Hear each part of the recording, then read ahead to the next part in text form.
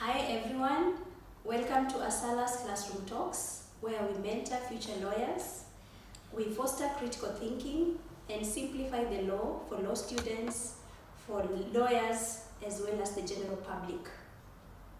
Today, we will be discussing how to make a successful lawyer in Kenya, and we are privileged to have Elisha Ongoya as our guest for today. Welcome, Mr. Elisha. Thank you for having me. Yeah. So I would like us to get to understand Elisha Ongoya.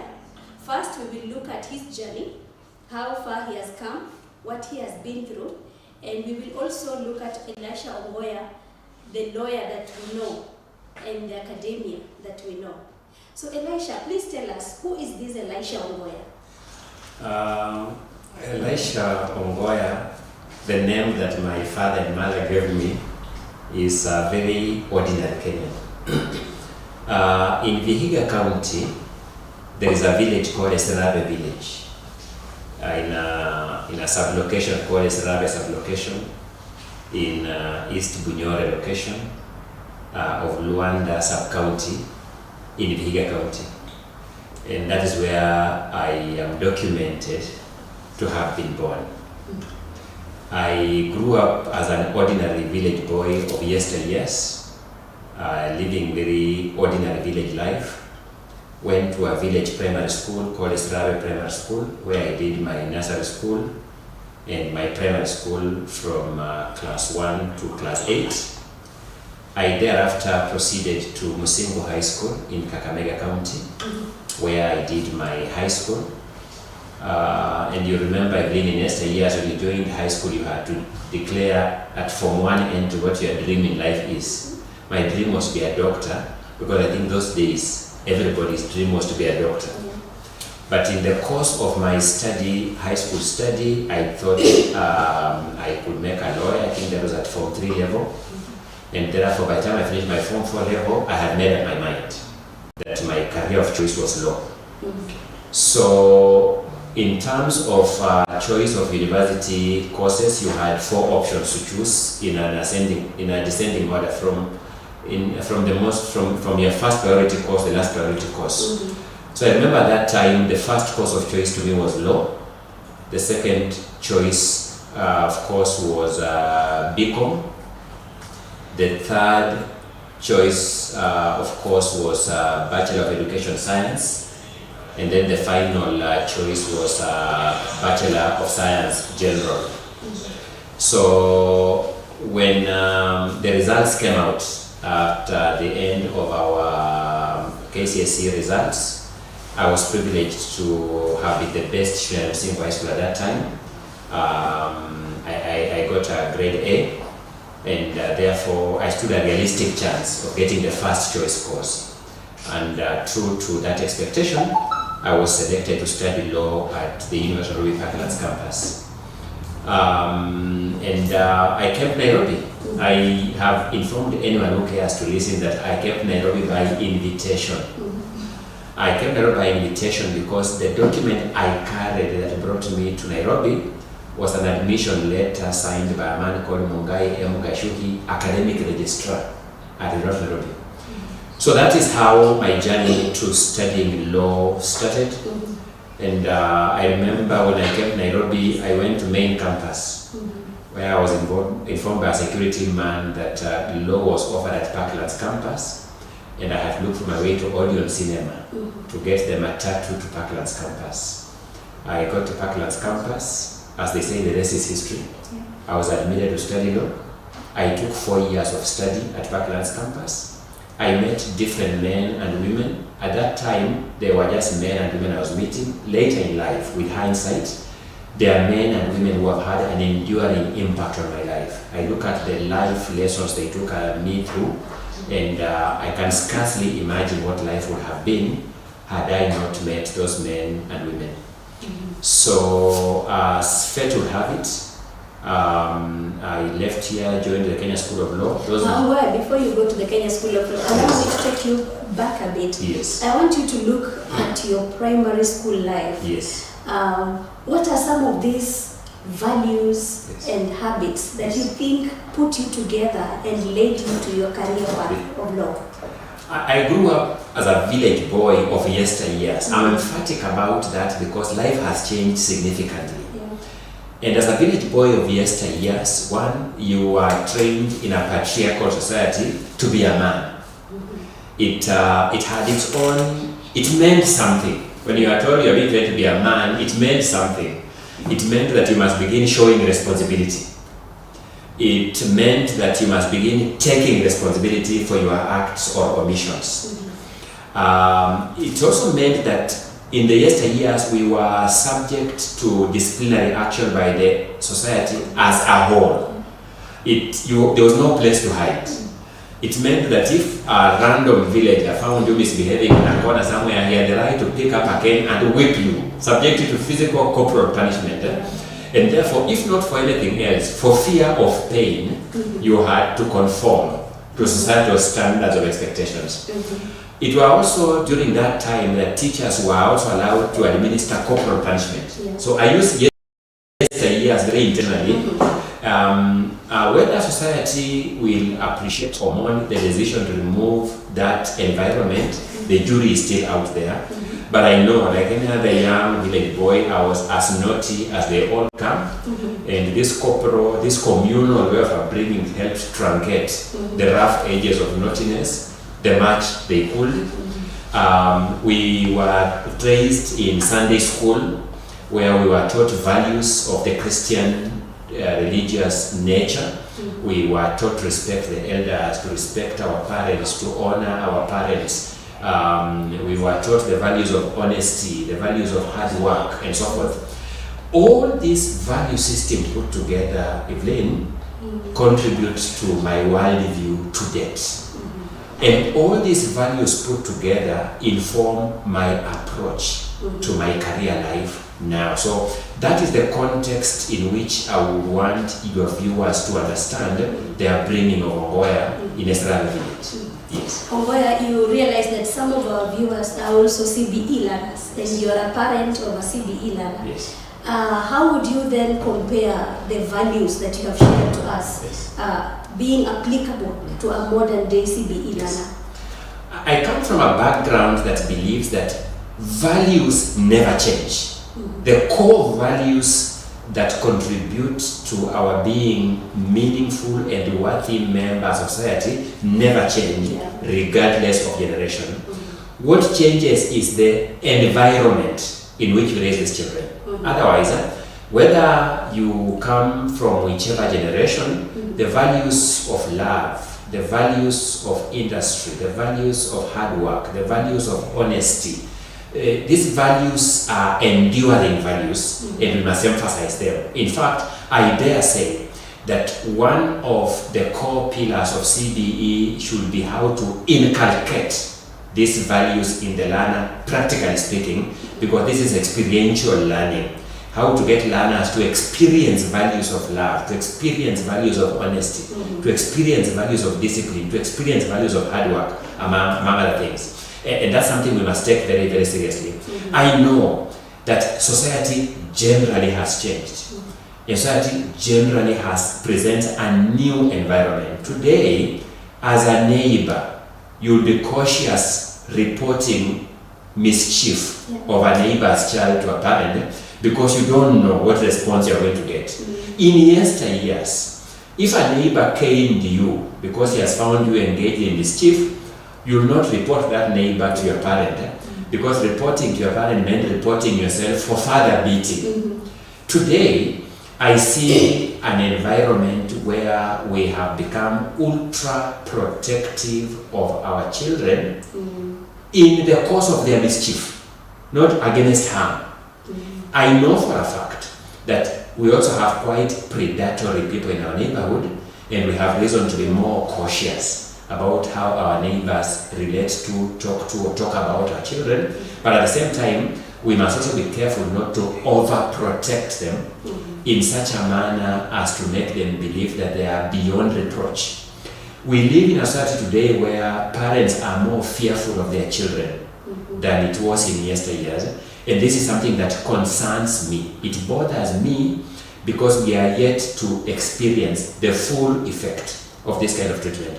So those are the comparables that I think I would look at in talking to my fellow parent of today's generation. Okay. Yes. Thank you very much, Ongoya. And I presume these are the same values that carried you forward into high school. But at university, Ongoya, often the university entry is a turning point for many students. Most of the time you find that some students veer off, while others remain focused. What are some of the challenges that you may have gone through and opportunities that shaped you to become the Ongoya you are?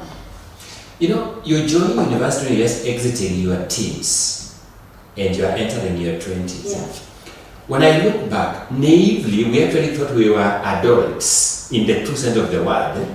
And like any other naughty young person, we thought we now knew it all. I look back with a measure of fear of what would have happened to my life if that had taken full toll on me. And that's why I'm forever thankful to God, because in my generation, there are people whom that generational challenge took a toll on, and they are living testimonies of how veering off can affect your life in perpetuity. That I didn't take that path is something I'm forever grateful to God for, because nothing in my doing or omission makes me a different human being from those others. So I look at God's hand. I had been introduced to serious Christian tradition in my high school by my high school teachers who, courtesy of the Quaker tradition, introduced us to serious biblical perspectives of life. And I worked with that to university level, and that helped me a lot. But number two, and more significantly for me, choice of company, choice of friends was something I took very seriously. And fortunately for me, the people who are my friends at the university level still within parameters of life struggles are doing fairly comfortably in life. So I can't again wish away the fact that choice of company, choice of friends was something critical. I'll give you an example. For example, I have never taken alcohol in my life, and yet I learned in a public university where there was freedom, absolute freedom, and I could have taken it. But I don't know where I would have stopped, because starting to take is one step up. Whether you're going to stop, whether you're going to go into full-blown addiction is something you're not in control of. So I never did it, and a bulk of my friends, as you can imagine, were also not predisposed to taking alcohol or any other drugs for that matter. I use these examples because I know of people who got sold out, for example, to this behavior of taking too much drink and using drugs. And I know what their lives have turned out to be. And I can only imagine that had I taken that path, chances are my life would have taken the same trajectory. It would definitely have been lesser desirable life than what it is today. So these are things that I'm really grateful for the friends I chose, because had they taken a deliberate step to mislead me, chances are they would have succeeded. I don't think any one of us individually has sufficient willpower to carry them against all the odds of peer pressure. You need a critical mass of support of people who walk with your value system to be able to hold your hand through this stage in life. And the friends I chose walked with me through that phase in life, and that's how I can put it, that the grace of God was critical to me, the choice of friendships was critical to me, the kind of lecturers we found in the university was critical, because we found lecturers who are an example. You looked at them and you only admired them, you wish that you were like them, and on the rare occasions we shared their company, they emphasized this value system, and therefore we had reason to remain on the straight and narrow path of these values. So all these factors put together, I think significantly contributed to me continuously holding on to this value system. Yes. And Ongoya, in our legal profession, you notice that mentorship is very key. Yes. Who are these who mentored you, and what kind of impact did they have in your life? When I finished university 22 years ago, on the 4th day of July, the year 2003, I remember I was sitting in the outside space of Parklands campus when one of my former teachers, Gladys Boss-Cholet, the present day women rep for was in Gishu County. She was my teacher at the university. Asked me what I'm going to do, and I don't have nothing to do. Chances are I am going back to the village. She told me to go and see her on Monday, and fortunately for me, she was the assistant editor of the National Council for Law Reporting, the current EKLR, Kenya Law Report, Kenya Law. And she gave myself and a number of my colleagues casual jobs as editorial assistants. So we used to earn 500 shillings per day for every day worked. So she was a pioneer mentor at that time.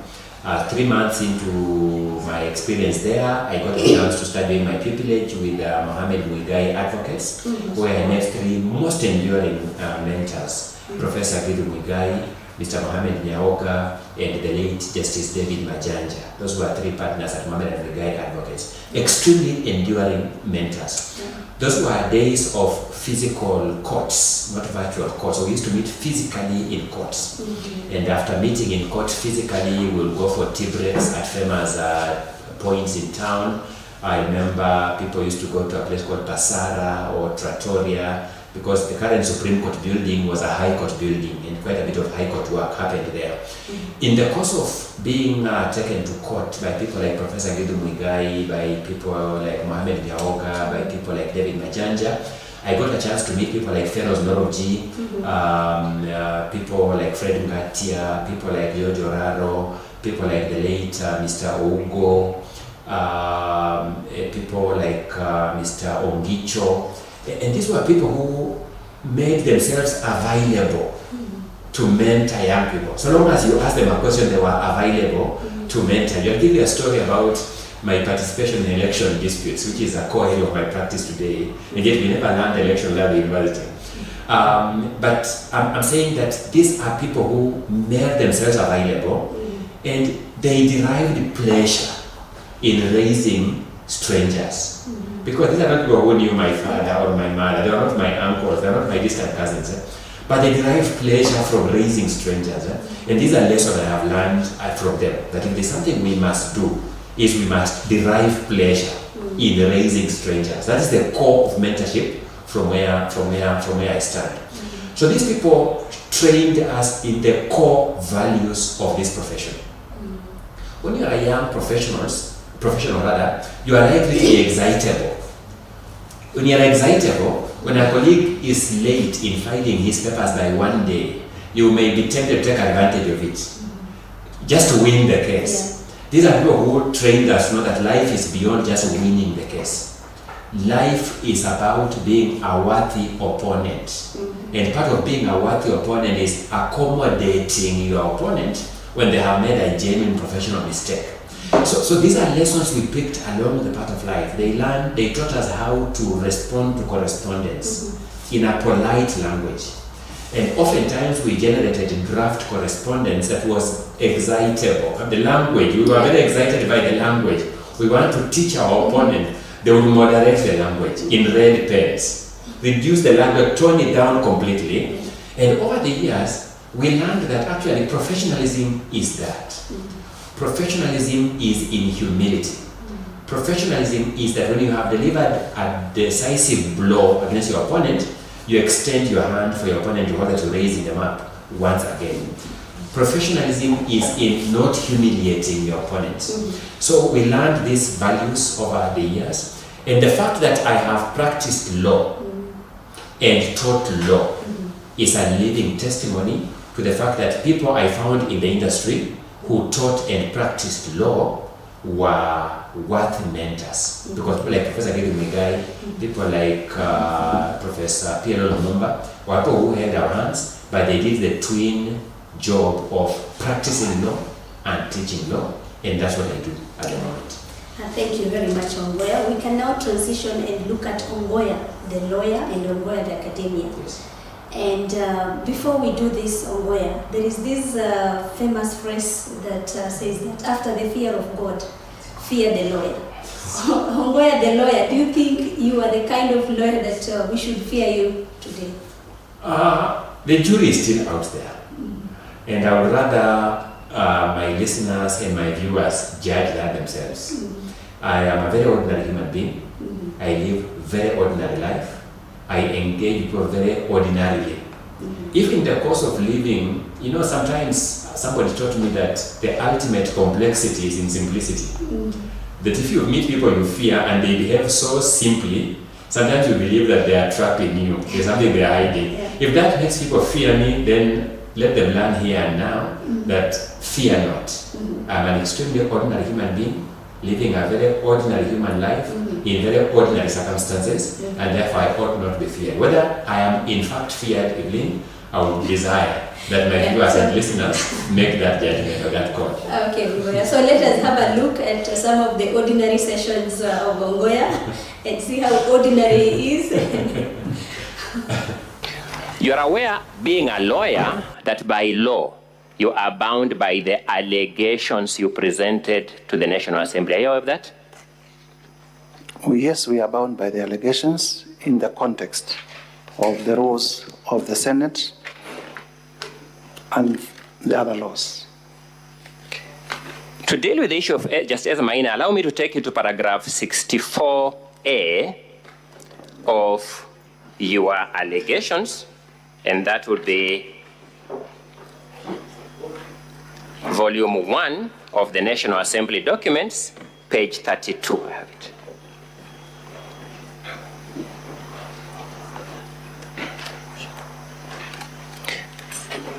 Do you have that allegation?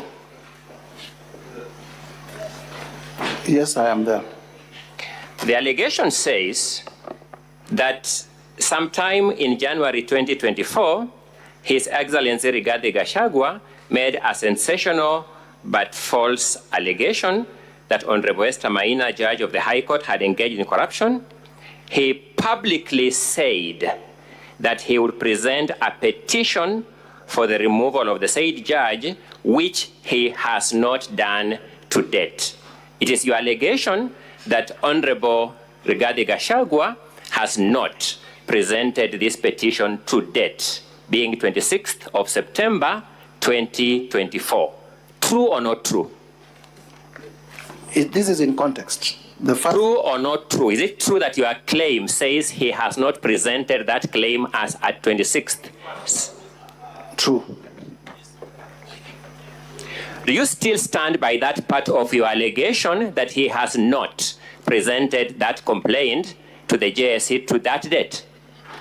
I have since learned that indeed. Do you still stand by that allegation? I have since learned that indeed His Excellency Rigathi Gachagua did present a petition, but that, do you still stand by the fact that he has not presented the claim to the JSC as at 26 September 2024? I have since learned that he did present a petition. To that extent, that allegation is not true. Yes?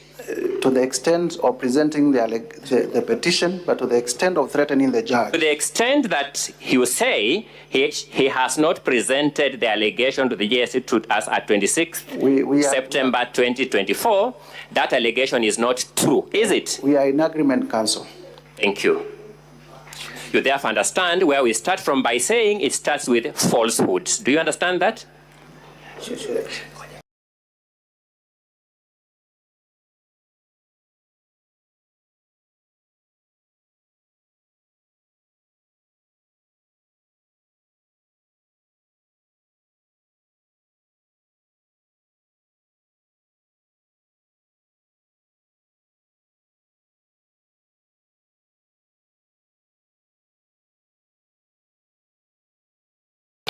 You are aware, being a lawyer, that by law, you are bound by the allegations you presented to the National Assembly. Are you aware of that? Oh, yes, we are bound by the allegations in the context of the rules of the Senate and the other laws. To deal with the issue of Justice Maina, allow me to take you to paragraph 64A of your allegations, and that would be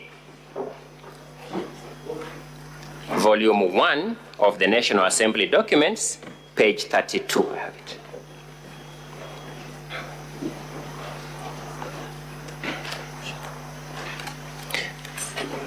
Do you have that allegation? Yes, I am there.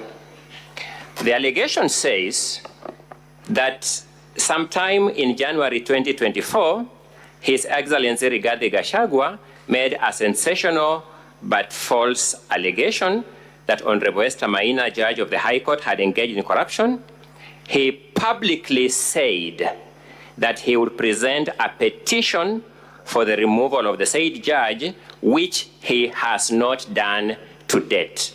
It is your allegation that Honorable Rigathi Gachagua has not presented this petition to date, being 26th of September 2024. True or not true? This is in context. True or not true? Is it true that your claim says he has not presented that claim as at 26th? True. Do you still stand by that part of your allegation that he has not presented that complaint to the JSC to that date?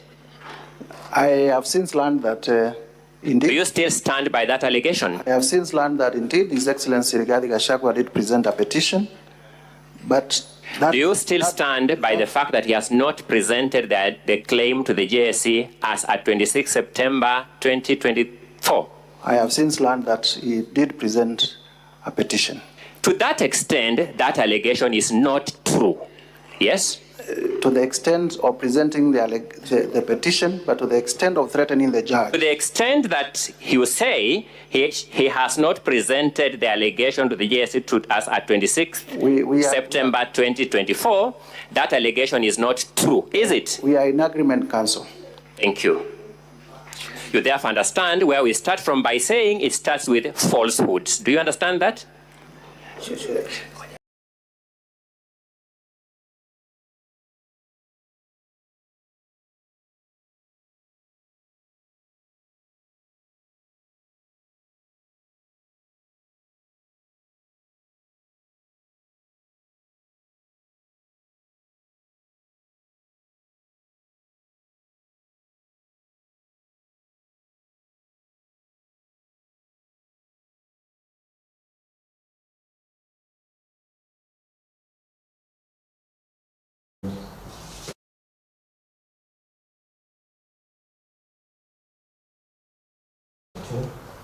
Yes, Ongoya, we have seen part of you as the lawyer, the ordinary lawyer that you described yourself. Yes. But what we have just seen, Ongoya, is a final or a finee's work which has taken too much time for you to prepare and get to this particular level. Right. I just want you to take you back to your very first prosecution.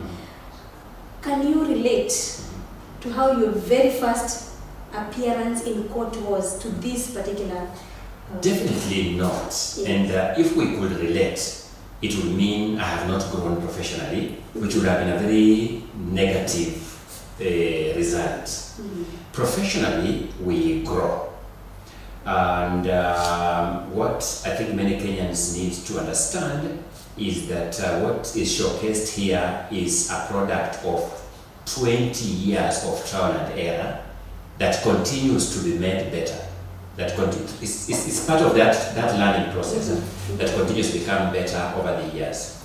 But let's face it, Evelyne, I've told you that I sharpened my teeth under the tutelage of Professor Githu Muigai, one of the finest trial lawyers this country has ever seen.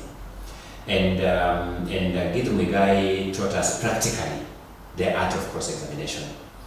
But I have also undergone formal training in trial advocacy. I remember under the tutelage of the British Institute of International and Comparative Law, I was trained trial advocacy by Queen's Counsel Peter Carter.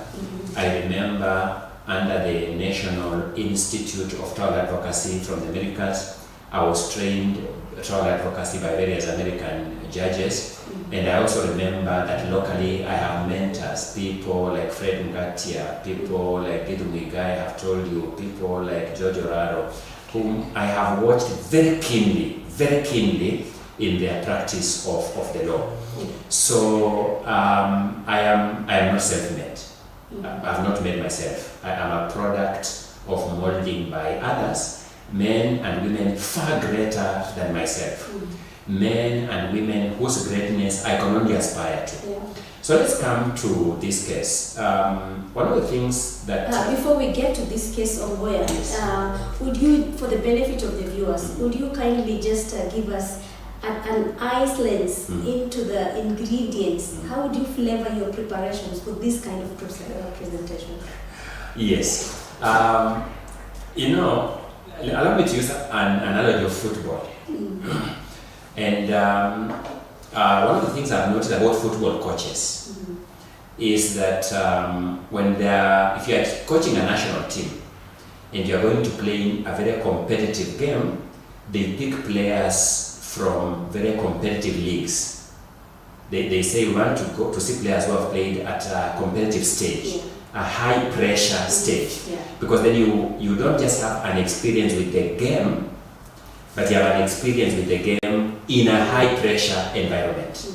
So I think that is the same thing that played here. I have been involved in high pressure contests before. I think you remember I was involved in Raila Odinga's presidential election petition in 2013. 2013 is 11 years before this. I have been involved in a number of high stakes matters from the High Court all the way to the Supreme Court, like the building bridges case. I have been involved in prior impeachment cases. For example, many of you will remember that Honorable Kawira Mwangaza was subjected to impeachment 3 times. And I was involved in the prior impeachment processes before the 3rd time when she finally was voted out by the Senate. The matter is still pending in court. So the point I'm just making is that I have been involved in a number of high stakes, high pressure litigation.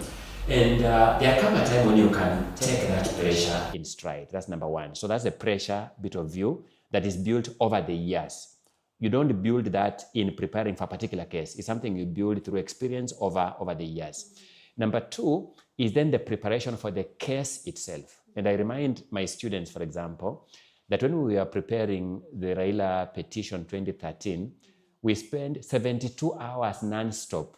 From the time we checked into the preparation room, we took 72 hours before we went to take our first shower. It is that bad sometimes. Number 3, when it comes now to the case itself, the case at hand, there is a lot of back-end preparation that happens. One, you must ensure that all your documents are filed in time, properly paginated, properly bound together, they are neat. That helps you psychologically. 30% of any contest in this world is psychological. If you are psychologically prepared, then you are 30% into the contest. You are fighting for the remaining 70%. But if you are psychologically unprepared, you are starting at 0%. So you are struggling for the entire 100%. So if you do proper client meetings, proper back-end case preparation, proper briefings among yourselves, proper consultations among yourselves, and you have, in a case like this, people see 5 lawyers. But this case, for example, had over 30 lawyers working on it. Some of them who have never come to the fore. So once you have an input of all those lawyers into your case strategy, you work with confidence that what can it possibly be that has escaped the attention of these lawyers. The other advantage you have is that you also have a candid conversation with the client, and therefore you do your case analysis, your chances very well. Once the client understands the odds against them, they give you the freedom to work without much pressure. And when you work without pressure, you tend to bring out your very best. If you work with a lot of pressure, when the client expects miracles, then you may not deliver much. But if the client gives you the freedom, says, look, I know the political environment you are working under, I know the odds that we are going against, and therefore go out and enjoy the game, you are able to know that I am just doing my work. And you just do your work the best way you are trained to. But at the core of any good performance in court, any trial session, is preparation. You have put your documents in order. You have read and reread them. You know which detail is where. A good example, just using this case, is where the star witness for the impeachers believed that my client owned some hotel in Mombasa. I had read and reread the documents, and I knew that he was wrong. And therefore, as you tell him, look at that document and read it, you know that whatever he's going to read is going to be an own goal. And you know you are there comfortable in the reality that the facts favor you, and you are therefore able to work on those facts. Throughout my years in practice, I have never been under pressure to win. I'm under pressure to do the best possible professional job. I regard myself as a doctor, and I know that some patients will die in my hands. My duty is to diagnose the disease correctly and to give the scientifically known medicine for that disease. After that, I leave it to God and fate. Yes. Thank you very much, Ongoya. And now let's go back to this cross-examination. What was your strategy? Remember, you noticed that we were in that matter with a senior counsel. I am not a senior counsel. I have not been conferred with the title and honor or privilege of senior counsel. And the senior counsel appointed, because the senior counsel, when you have a senior counsel in a team, that's the person who gives direction. Yeah. The senior counsel appointed me to lead the cross-examination in the Senate. And that's a vote of confidence. If you belong to this profession, you know what it means for a senior counsel, somebody who has the rank, the honor and title of senior counsel, to appoint you and say, you are the one who is going to lead our cross-examination in this. So that vote of confidence boosted my confidence. That's number one. And number two, I don't take preparation for cases casually. All colleagues I have worked with jointly on cases know this. I am very bad to my own clients in chambers than I am to the adversary, because I take an adverse position to my client to test my client's case theory. That helps you to understand that case theory. I don't begin by siding with my client's story. I begin by counter-arguing my client's story. So by counter-arguing it, you understand it better because you challenge the logic the client is advancing until you reach a logic that you think you are willing to carry. And I remind everybody, including my client, that I have a professional reputation to protect first before I even protect their case. So because of that, preparation becomes very critical. And I go through every document that is relevant to the case. And I go through all the briefings by colleagues, particularly younger colleagues. They are more excitable. They have an enthusiasm that you want to tap into. So you give them the documents, they read, you get their understanding of the document, you question their understanding. Sometimes you alter your position because they have actually challenged you, that you had a fairly faulty understanding. And by the time you go before the forum, you have consulted widely and you are asking yourself this question: what is it possibly that could have fallen through the cracks of these people? And once you are convinced none, you enjoy the sport. You are not the decision maker. You leave it to the decision maker to make whatever decision they want to make. Your duty is to make the best possible account of yourself. Diagnose the problem correctly, offer the scientifically known remedy for that solution. If the patient survives, you are happy. If the patient dies, you walk with your head high, knowing it was not out of a misdiagnosis, it was not out of a misprescription. And that is what I work with in these cases. Yes. And well, you mentioned your young colleagues, working with young colleagues, and increasingly we have witnessed some young colleagues, cross-examining in a manner that is demeaning even to their fellow counsels, where someone is calling a learned friend names that are not should really not appear or anywhere in public. Yes. How does a good lawyer make sure that while cross-examining, they do not look combative or unfair to the other party and their counsel? I have been accused of being combative myself. I've been accused of being combative. I have been accused by a senator who is a lawyer of badgering a witness.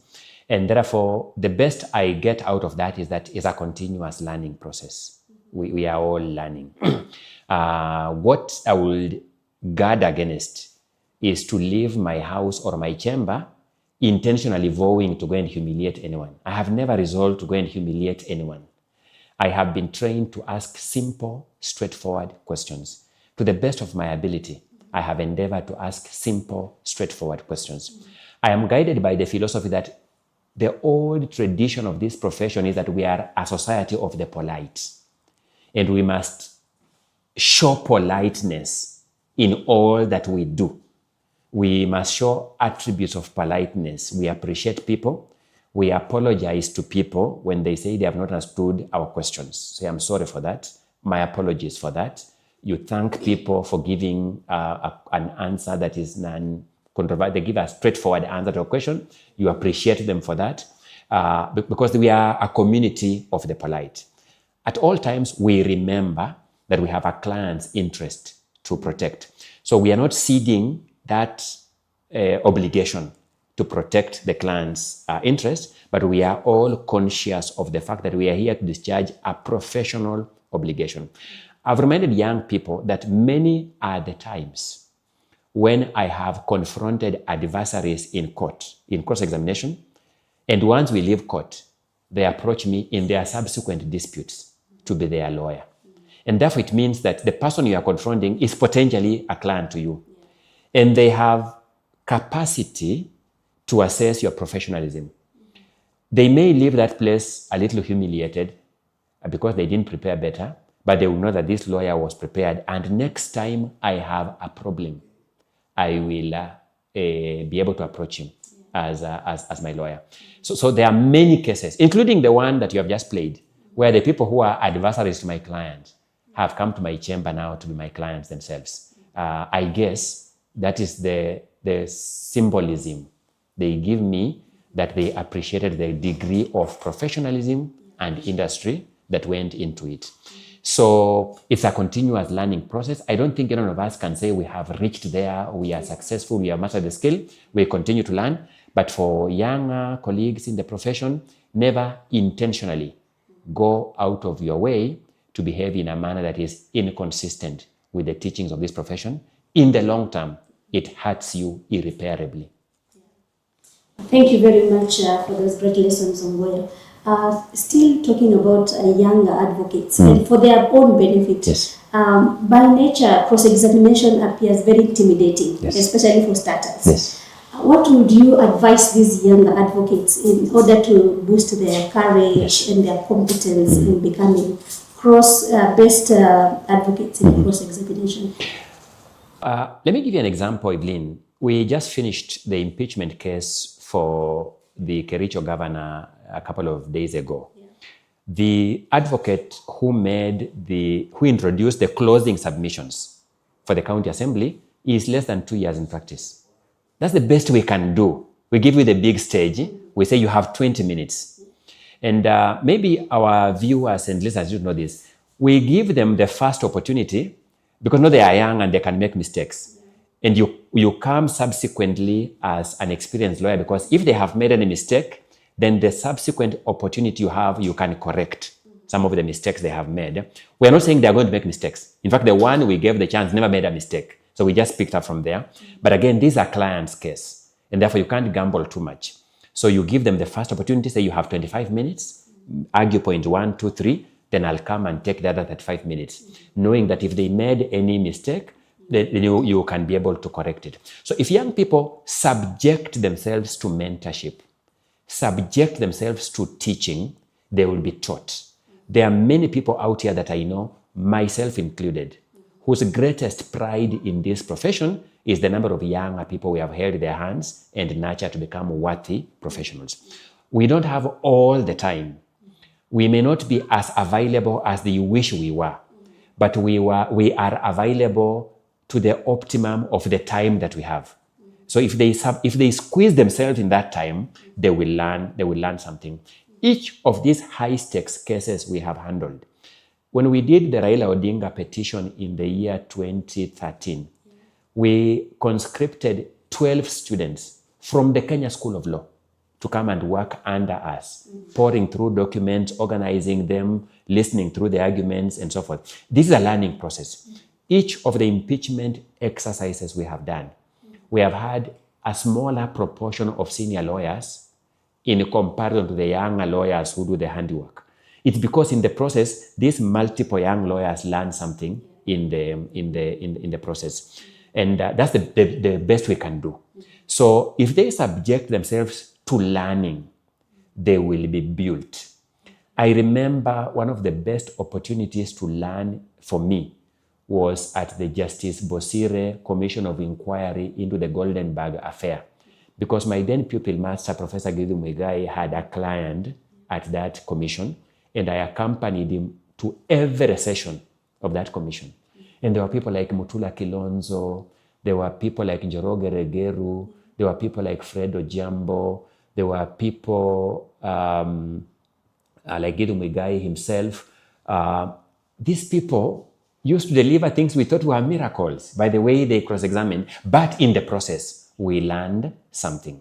We are not yet there. We are still on this ladder, taking a step at a time. But the lesson I have picked is that once you subject yourself to learning, then you can be made better. Secondly, it's just now your own discipline in preparation. When it comes to preparing cases, there's no idle moment. You must be able to put in the hours. There was a Kenyan cricketer who told me that the challenge with young people, I was young then, was that we begin chasing after money early. And yet, money is very evasive. If you chase after it, you'll not get it. But if you invest in success early, money will chase you. And when money chases you, you get it. That has rung in my mind up to now. I'm still chasing after success so that money may begin chasing after me and I may be lucky to get it. For younger lawyers, if that means something to them, then let them take that home as a lesson. As we get along, I'll tell you a lesson that the late Evans Monare taught me about the God's ordering of nature and success, money, and age. Yes. Thank you very much, Ongoya, once more. One of the criticism you have faced in social media is why is Ongoya insisting on a yes and no answer? Why can't he allow this person to explain themselves? And this is mainly for the general public who may not understand the art of cross-examination. So maybe for their knowledge sake, why do you ask yes and no answer? And what is an effective cross-examination? Yes, the rule in cross-examination is that you ask leading questions. The rule in the other examination, which we call examination in chief, is you ask non-leading questions. So it's an important point for me to begin by distinguishing between leading questions and non-leading questions. A leading question is a question that suggests the answer to the witness. The rule in cross-examination, the rule for effective cross-examination is you must be an expert in asking leading questions. Questions that suggest the answer to the witness, and therefore the witness can only confirm or deny the answer you have suggested. So therefore, a leading question naturally subjects itself to a yes or no answer. Yes being confirming the suggested answer, no being denying the suggested answer. It is the rule of the game. I'm not setting it. It's like football. If you handle in the box, the rule is a penalty is awarded. You can't begin asking the referee, why didn't he give an indirect kick when somebody handled the ball in the box? The rule of the game is when you handle in the box, the penalty is given.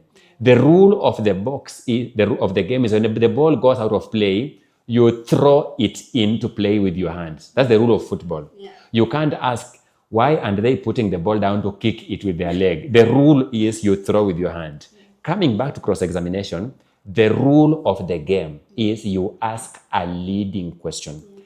By definition, a leading question is a question that suggests the answer to the witness, and therefore the witness can only confirm or deny that answer, which then means yes or no. But there's a logic behind that. The logic is any examination is storytelling. You are telling a story. Yeah. Now, when you are examining a witness in chief, you are telling a story through your own witness. And therefore, you give them open-ended questions to tell that story. When you are cross-examining, you are telling your story through an adversary. And therefore, if you gave them open-ended question, they will take you through a path you have never imagined. And therefore, part of witness control by telling your story through an adversary is by asking leading questions. So if there are people out there who aspire to be lawyers in future, let them know the rule of engagement is you ask leading questions in cross-examination. If there are people out there who are lay people, but who have a dream of understanding the trial process, they are better placed by understanding that in cross-examination, we ask leading questions. We suggest the answer to the witness either confirms or denies that answer. But let me say something before, since you've given me this chance. Yeah. When you do politically charged cases, part of the criticisms come from people who associate you with the political cause.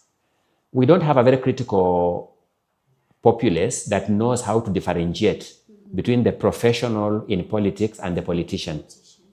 So when I am in the Senate defending Rigathi Gachagua, the population will think I am Rigathi Gachagua's supporter. And therefore, those who are opposed politically to Rigathi Gachagua will also be critical of me. When I am in Senate defending the County Assembly of Kericho, the supporters of the governor will view me as an opponent of the governor, and the criticisms will be in that lens. They are wrong. We are there as professionals.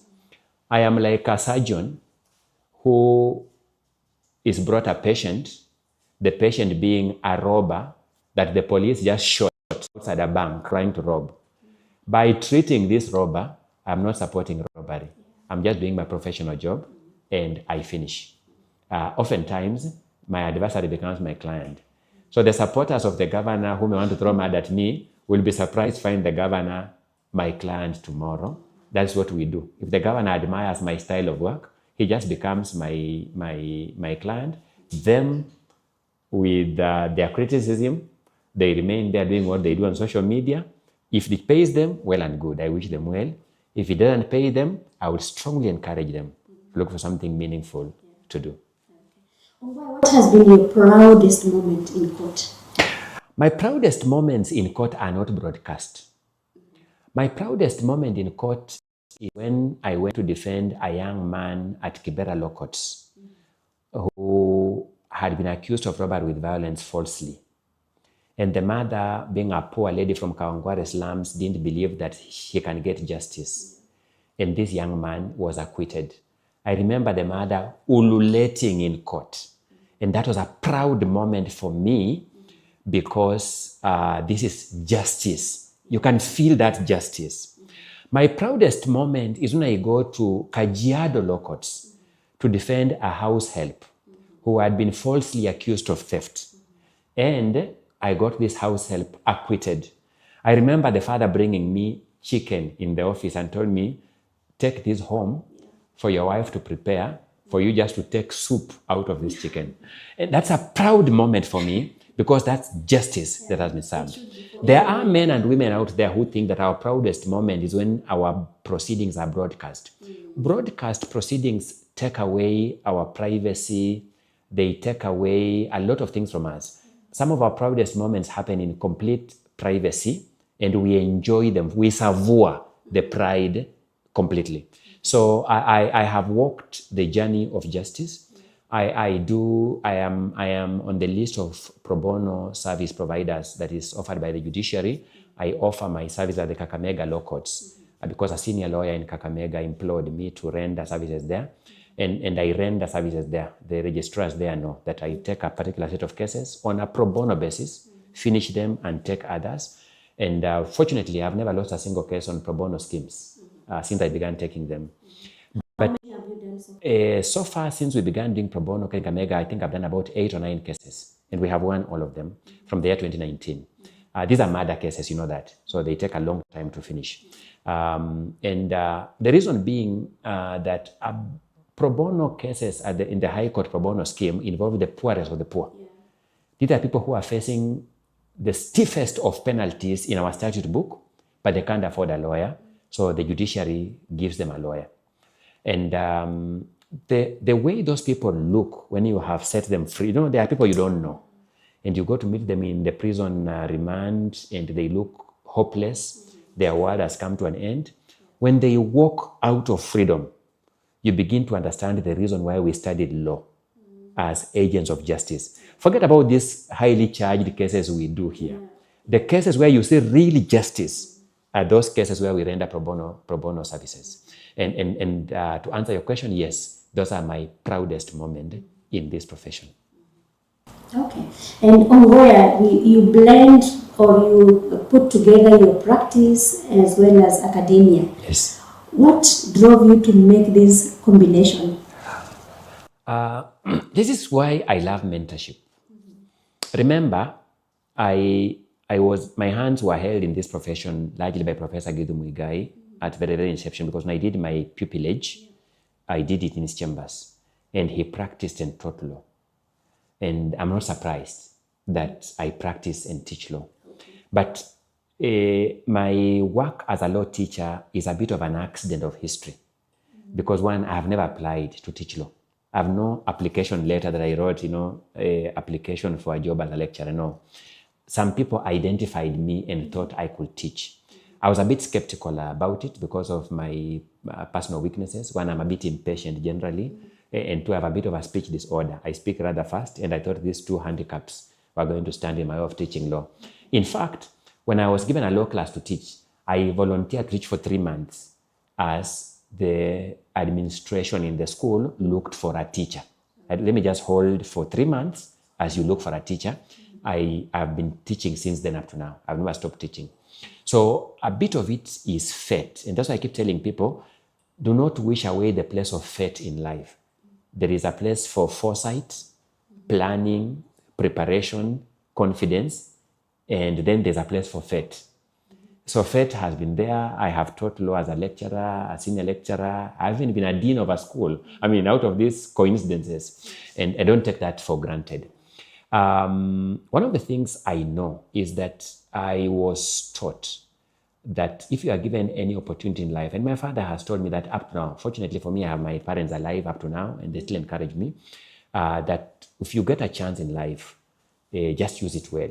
You never know what doors that chance can open, and whether it is teaching, whether it's just training for the Law Society of Kenya, whether it's training for the Kenya Judiciary Academy, Judicial Training Academy, whether it is practicing law, I have learned that if you give me a small assignment, I must give it my best, even if it's my incompetent best. And that's my driving philosophy. Yes. Yeah. And Ongoya, we are having this emerging societal problem. Initially, I thought it was a problem within the legal profession, but apparently we are having young students who yearn to study abroad. Yes. Yeah. I know all your degrees have been from the University of Nairobi. Yes. What would you take of, especially the senior lawyers who perceive people who have studied abroad to be more successful than those who have studied locally? Okay. And what about you as an individual who has gone through this system? Would you say you're incompetent? No. We have some of the best facilities as a country. And I say this as somebody whom life and fate have conspired to expose. I am fairly well traveled across many jurisdictions. I've interacted with learners who have trained locally and abroad, and I know that we have some of the best training amenities the world can offer anyone. That's number one. Number two, talking about our country, I'll give you just one example to tell you why I love this thing. In the year 2008, there was post-election violence in this country, and some 6 Kenyans were carried from this country to The Hague for trial. Their names are in the public domain. I'll not go there. They hired different lawyers. Coincidentally, only those who hired Kenyan-trained and Kenyan-bred lawyers survived the Hague trial at the pre-trial chamber stage. Those who hired foreign lawyers went to the second stage. And that tells you that we have some very good lawyers. And number three, if you look at this industry, and the jury is still out there, but if you mention some of the leading lawyers in this industry of ours called legal practice in Kenya, all of them are locally trained. You'll be hard-pressed to come across any that is foreign trained. As a consequence, I am a firm believer in the local talent and local capacities. Our local universities are very competitive.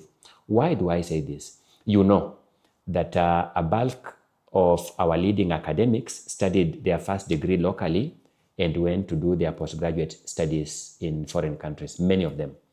Does it surprise you that many of them graduated top of their classes in those foreign countries? It doesn't, because it just tells you what the original seed was like. Yeah. It was a good quality seed. I have interrogated a bulk of our leading professors in our universities who went and did their master's degrees and their their PhDs in foreign countries. Many of them performed extremely well in those foreign countries. It tells you something about what their foundation was like, and their foundation was local degrees. When we joined the University of Nairobi School of Law, in the course of our study, Professor J.B. Ojwang, who eventually became a Supreme Court Justice, used to address us regularly. And one day, in the course of addressing first years who had just reported as part of their orientation, he informed them that they are at the University of Nairobi because they are the best. Those who didn't meet that cut had gone to look for opportunities elsewhere. That word has stuck with me up to now, that we sometimes beat ourselves too hard. Yeah. But our institutions in all areas, whether it's in the world of medicine, in the world of accountancy, in the world of engineering, in the world of architecture, produce some of the best the world over.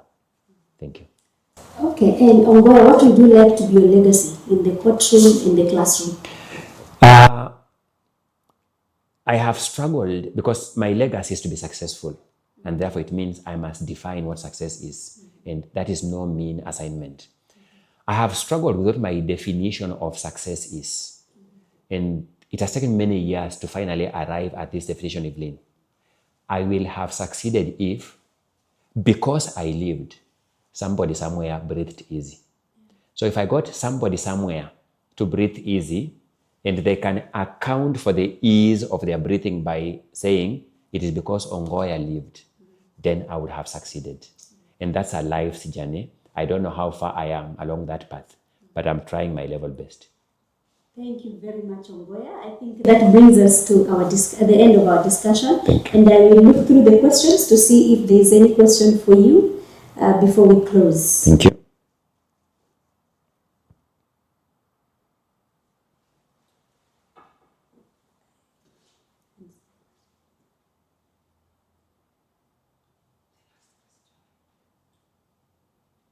Okay. I don't seem to see any question. I just see comments. Maybe it's important really that there are two reasons why people don't ask questions. One, they could have understood everything, but two, they may have understood nothing, and that makes the error mine. Send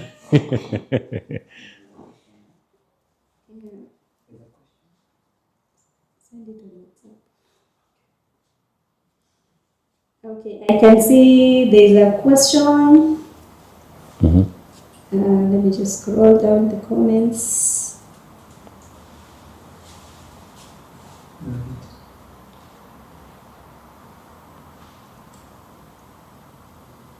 Okay, a question from Oliver Augustine.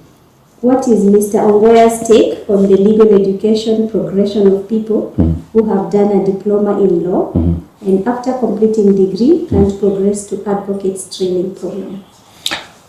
Okay, let me put it this way. There are a lot of policy issues in legal education in this country. And number one, the dominant consideration in legal education policy is quality control.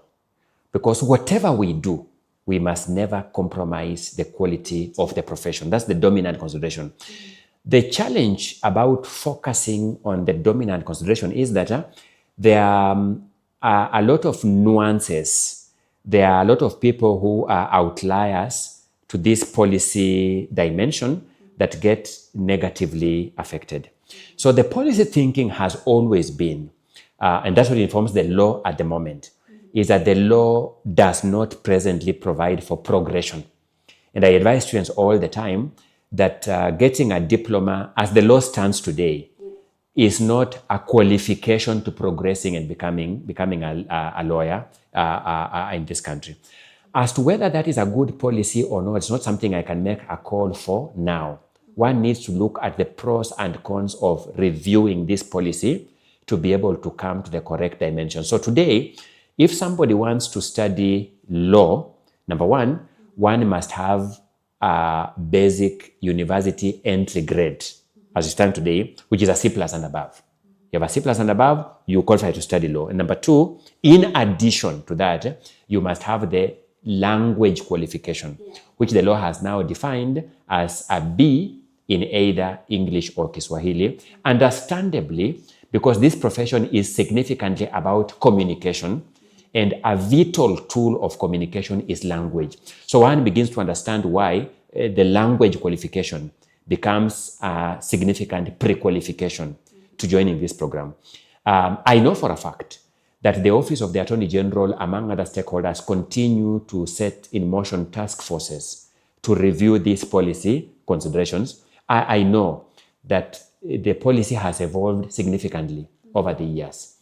When I joined university myself many years ago, I don't think it was possible for somebody with a C+ to come and study law. Today it is possible. So it means that there is a lot of accommodation that's already happening. Maybe with time, the policymakers will be convinced that there is merit in this progression from diploma studies to law degree and eventually to practice law. As we stand today, they are yet to be convinced. And I say, it is not out of hatred for anyone who wants to join the profession. It's out of a dominant desire not to take any policy position whose net effect will be to compromise the quality of the profession. Thank you. We have another question from the Keen Cocktail. Do you believe that the role of a lawyer is to serve justice as society defines it, or to fearlessly defend even the most unpopular causes regardless of public opinion? And how do you reconcile these two? The two are not mutually irreconcilable. In fact, defending the most unpopular client is the highest call of serving the cause of justice. Defending the most unpopular client is the highest cause. So the two are not mutually inconsistent. Number one, the primary cause of a lawyer is a minister of justice. That's number one. And by virtue of being a minister of justice, one of the rules is the cab rank rule. The cab rank rule is the client who comes to you, you must defend them, however unpopular. And for me, the greatest definition of a lawyer properly trained and properly nurtured is the capacity to take up unpopular causes and defend them within the parameters of the rule of law. Yes. Another question from Gitahi. Ask Senior on whether we ought to beat ourselves if we fail in court. I have never beaten myself even once. I have no duty to win a case. In fact, it is unethical to win a case at all costs. It's unethical. It's a breach of the rules of ethics. Now, our training as lawyers is that a lawyer is an independent professional. Independent, then we must define from what? Because to be independent means you're not dependent on something else. So it's independent from what? Number one, we are independent from our clients. We are independent from winning at all costs. We are independent from the courts. So from that definition of our independence, so long as you have given it your best. The example I gave them was that of a doctor. Did I diagnose the disease correctly? Yes. Did I prescribe the medicine correctly? Yes. Once you can answer those two questions in the affirmative, you have discharged your obligation fully. If the patient dies, then it is a rule of nature that all living things eventually die, and this living thing here had to die. Yes. Okay, another question from Justice. There are days you want to quit. What keeps you going? There are many days you want to quit. And without mentioning names, if you go through a justice system that is corrupt, for example, you may want to give up. Because trust me, I may have many weaknesses in life. I have never given anyone a bribe, even a policeman on the road. I've never. I don't give bribes. So if you subject me to a justice system that is corrupt, that dispenses justice on bribery, then there is an incentive to quit. Let's face it. You have seen me, for example, do cases before the Senate. An authority not less than the President of the Republic of Kenya has told us that justice is dispensed in that forum as soko huru, as a free market, as a liberal market. You feel like quitting if your tool of trade is not in bribery. And there's something very discouraging when you give a case your all and you lose to somebody who you were there and you could tell they didn't give it their all. You lose to them. There is nothing wrong in losing to a worthy opponent. You gave it your all. You can tell your opponent gave it better, and you walk away saying, greeting them, knowing that they gave it their best. So these are circumstances that may make you feel like quitting. But then you remember, the world has seen worse of injustices. There are people who suffered atomic bombs in Hiroshima and Nagasaki and didn't quit. There are Nelson Mandelas in this world who served a prison term of 27 years for their people's freedom. What have I carried that can be compared to that? Then you discover, no, the burdens that I carry pale in comparison to those ones, and you keep going. But more importantly for me, quitting is not a tool of winning any contest. So if my mission in life is to succeed, is to win, then you cancel yourself. That one of the formulae of achieving that mission is not quitting. So you just keep going. Yes. Thank you. Another question from Bill Majale. As a highly accomplished lawyer, do you at times struggle with imposter syndrome? First, for Bill, the phrase highly accomplished is his. I am on this journey. For me, my journey has been a journey of taking a staircase. I never got a lift. And therefore, I'm still on that staircase. I'm walking up the ladder step by step, the only way I know how.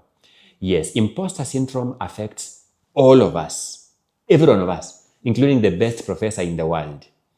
I remember, and I'll commend Bill to go and monitor or watch, it's on YouTube, the speech that President Barack Obama gave to I think it was the House of Commons in the UK. It's the only speech he gave there. So once you look at the speech by Barack Obama, he begins by wondering whether the world has become a joke, because he wonders the other people who had addressed that house were Nelson Mandela and the Pope. He wondered whether it is worthwhile him also addressing that house. Now, those of us who know Barack Obama believe he's a man high up there. If he suffered the imposter syndrome on that occasion, then there's nothing unusual. Only that, don't put yourself down too much. When you arrive at a particular stage, God has a reason for placing you there. Just be the worth agent of God and do the best you can do there. The rest, leave it to the judgment of fate, history, and others. Yes. Thank you. Another one from Kipto. Do you think the legal profession is flooded? The phrase, the legal profession is flooded, has always been there. In fact, I was trying to study two phrases. One, the legal profession is flooded, and two, the standards of legal education are deteriorating. The phrase, the standards of legal education are deteriorating, was first used by Dean Christopher Columbus in 1776. I mean, if in 1770 people were saying standards are deteriorating, it is not news to hear it today. Is the legal profession flooded? I asked Githu Muigai that question 23 years ago. His answer guides me today, and I'm not that mean to fail to share it with my listeners. He told me, if you remain down there, there is a struggle for breathing space. If you come up here, there is an abundance of breathing air. The choice is yours. I think that summarizes my answer to the interlocutor. Thank you. Another one from Awar. I think we can do two more, and we call it a day. What is Ongoya's lowest moment in practice? And does Ongoya believe that an unrepresented accused person who formed the bulk of the criminal justice get justice? Knowing our justice system, it is nearly impossible for an unrepresented litigant to get justice. It's nearly impossible. I'm not saying it's always impossible, but knowing how our justice system works in terms of just structures, access to justice as a rules question, access to justice as a procedures question, access to justice as a technical documentation preparation question, access to justice as a cost question, access to justice as a language question, access to justice as just a formalities question. You know, you go to court and just the language, the environment shocks you. It is impossible, nearly impossible to get justice, even if the system tried to bend backwards to accommodate you. That's number one. And number two, my lowest moment in this profession is when I strongly believe that justice has gone to the highest bidder. That it hits at the core of the society's capacity to hold. That is the most compromised society. That society is not sustainable. Its continued survival is God's own grace. And God's own grace, God may withhold his grace sometimes to those who don't deserve it. And I think the corrupt, particularly at the seat of justice, don't deserve God's grace. If he withholds it, that society will collapse. My lowest moments are occasions when I have held a belief that this justice was auctioned to the highest bidder. There are some 3 or 4 questions on AI and the law. Yes. I think I will combine them into one. And we can essentially ask, how do we integrate AI in legal practice, and what are the challenges associated with AI in learning the law, especially online exams? Thank you. I'll say this. You cannot fight science. You cannot fight technology. So the solution is to adapt. We grow with the changing times. We evolve with the evolving times. We must be continuously learning people. Sometimes science moves too fast. We must just up our speed and catch up with it. But let's not forget that AI as science does not have professional responsibility as science.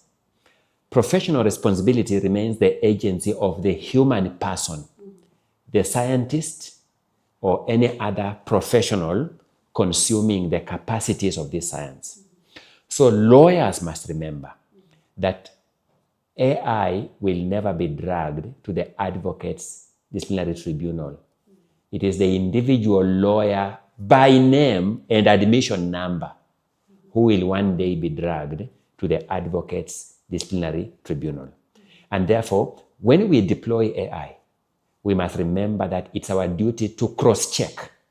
AI, like any other technology of a computerized nature, works on the principle of garbage in, garbage out.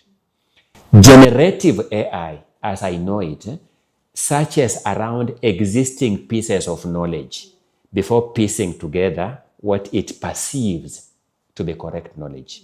Today, we know of lawyers who have been caught flat-footed of citing non-existing cases to some very high courts because they used AI.